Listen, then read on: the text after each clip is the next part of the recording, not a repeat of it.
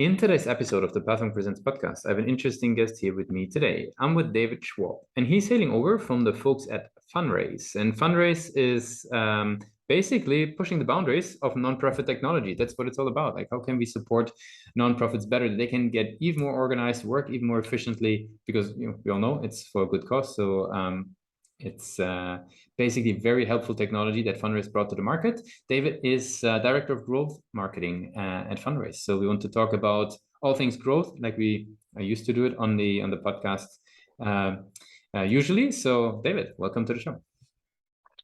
Thank you for having me, Lucas. It's great to be here today. Of course. So David, give us a 360 overview. What is Funraise all about in your own words?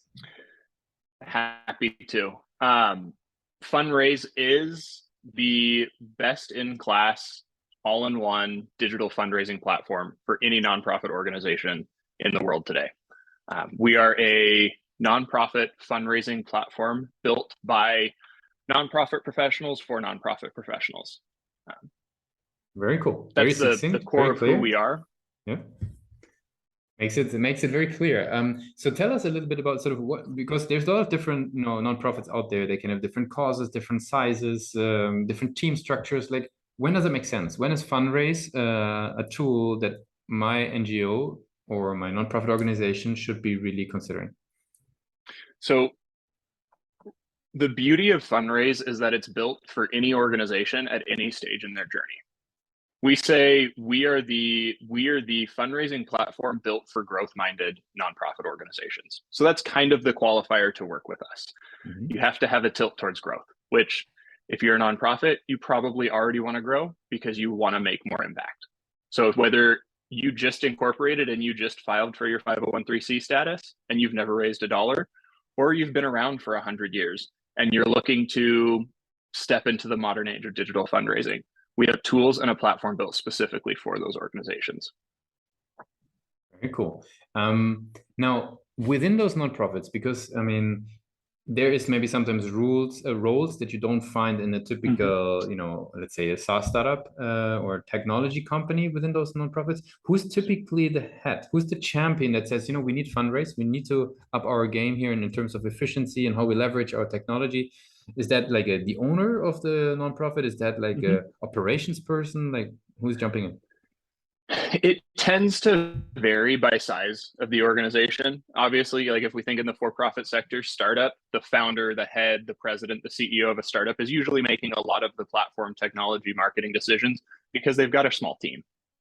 But as you look at larger organizations, it varies a little. Sometimes it is the head of the organization or the president, so executive director, but it usually sits with people in the development department. That's the nonprofit term essentially for marketing and growth department. So typically a director of development or VP of development, those are the people who are responsible for bringing in donors and bringing in funds to the organization. So those are the type of roles, type of fundraiser or nonprofit professionals who are going out and saying, hey, I need something better. We need to step into digital fundraising for the first time, or we need to do digital fundraising better.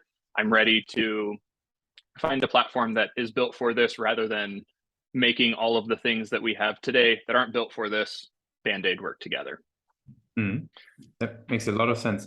Now, what would you say though? How do they learn about you guys, right? Because they're busy in their days. They are, I mean, obviously now more and more events probably coming up and donor events, and they're probably busy in some way. How do they learn about you guys? Like, what's their journey looking like? Maybe tell me a little bit about that. So we are a startup ourselves. We're well-founded, well-funded. We've been around for the better half of a decade now. So we're in that later stage growth of startup company. So a lot of awareness is still driven through advertising. We'd be remiss not to talk about that. That's a key component of the top of our funnel. But what I'm seeing right now, most organizations and most audiences are reaching us through organic channels. Now, in my opinion, all of that works together, right?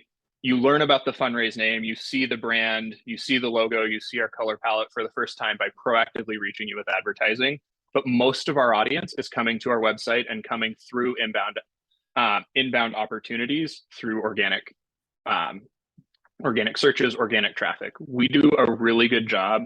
We've got a phenomenal content team, and where we deviate from most standard tech SaaS company playbooks is all of our content is ungated. And we produce content that is actually needed for the nonprofit sector, because like I said at the top of the call, we are a platform built for nonprofits by nonprofits. Our commitment is everything we do, we take the stance of, is this a value add to the nonprofit community? So we get a lot of great inbound organic traffic because we're producing content that is actually valuable to our end user. Makes a lot of sense. Now, you mentioned the content, right? And it's really important. And there's a lot of ungated content on the page. How do you think about the website in general? Like, what role do you think it plays in their journey of getting to know Funraise? And, you know, what role do you see it for today? And where do you think that role is going to develop towards to in the future? Our website is our #1 marketing channel right now. And that's how we have to look at that. It's our, I would call it from high middle funnel all the way to the point of conversion. That's our most critical part of our marketing funnel. It's where all of our content is. It's where most organizations are going to come to learn about our platform and learn about our product. People are smart now.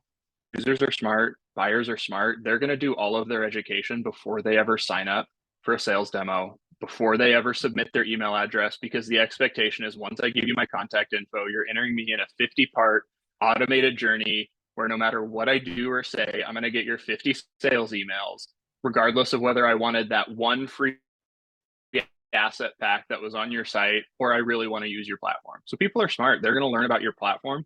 And that's where our website comes in. We've got, we're doubling down. We're investing in our website and our staff to fund our webs to build, to manage, to maintain our website and the content that goes on it. Because yeah, that's our primary marketing channel right now. Very good.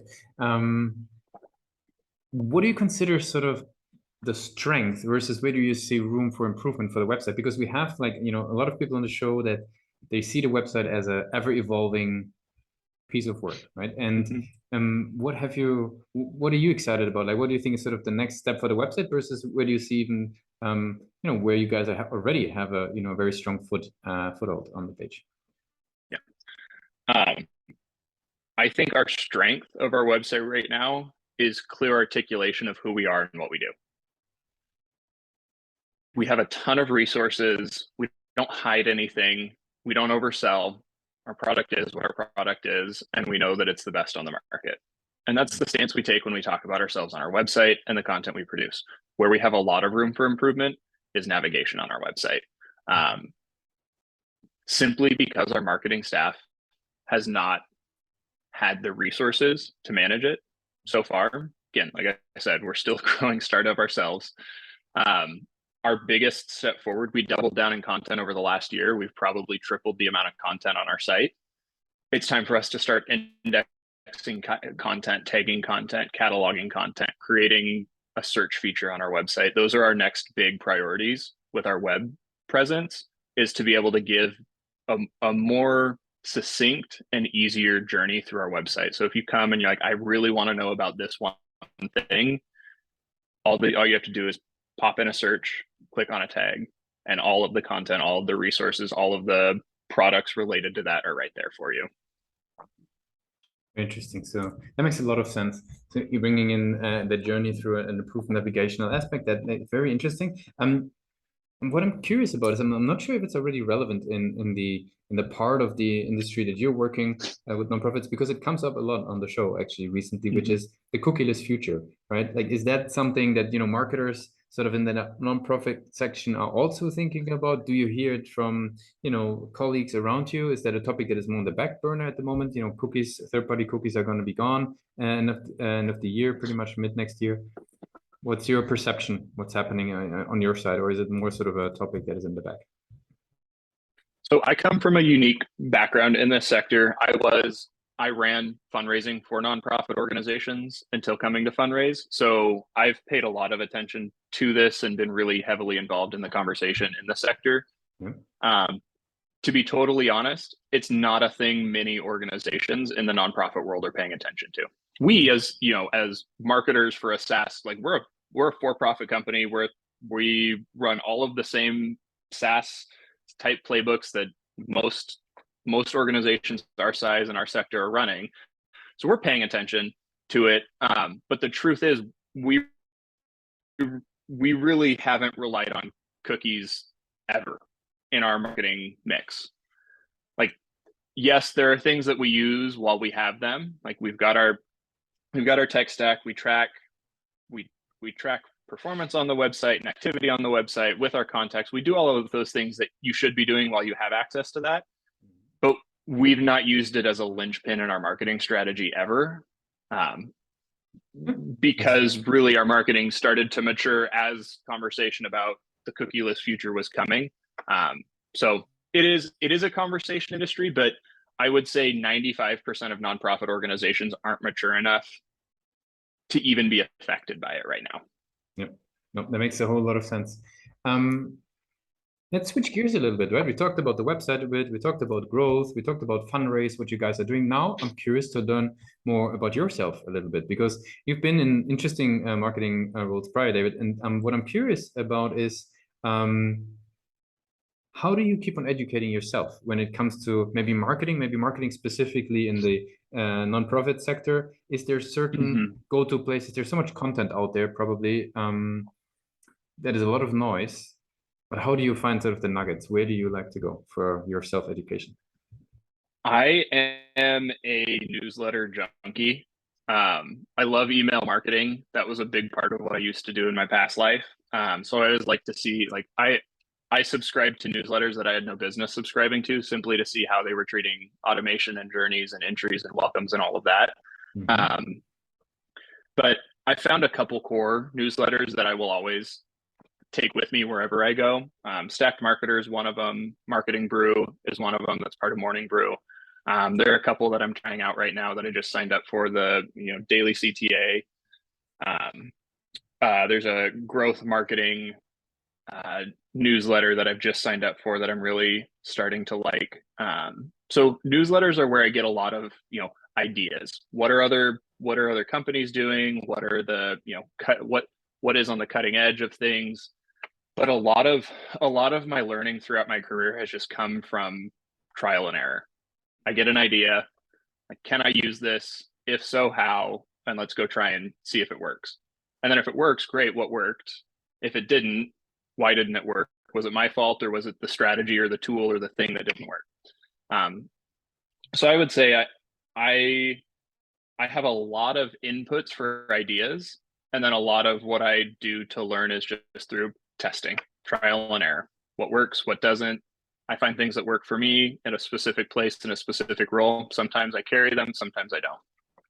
Yep, makes a lot of sense. I have some rapid fire questions, right? We went through a lot of stuff on the company in a short matter of time. So let's put some rapid fire questions on top to get to know you a little bit better. You ready for those? Let's do it. What is the last book you read or the last podcast you listened to? Last podcast I listened to was this morning, B2B Growth Podcast. I was listening to it while I was out on my run. Listened to that in the Growth Marketing Podcast. The last physical book that I read was Seven More Men. It's a historical biography book about 7 great men throughout history who have Christian backgrounds. It's an author I know and respect. Before that, I had just finished what's it called? Just Mercy, a book about equality in the States and the history of inequality in the legal system. So of all of the books I've read this year, absolutely hands down recommend Just Mercy. Anyone who is stateside here, that's an absolute must read. Opened my eyes to a lot of things that I had never known before. So would you mind to repeat the title for everybody who didn't pick it up? It's called Just Mercy. I had it on my desk until last week, but I'll follow up. I'll send you a link to it so you can post it in the show notes or something. Very cool. What's the one thing that your company is focused on most at the moment? Innovation. and acceleration. If there would be no boundaries, go ahead. Sorry, I was moving on the rapid fire. We just closed a big round of funding, and we're using that to build our product rapidly. So we're launching new beta features every other week right now. Very cool. If there would be no boundaries in technology, what would be the one thing that you would fix for your role as a marketer today?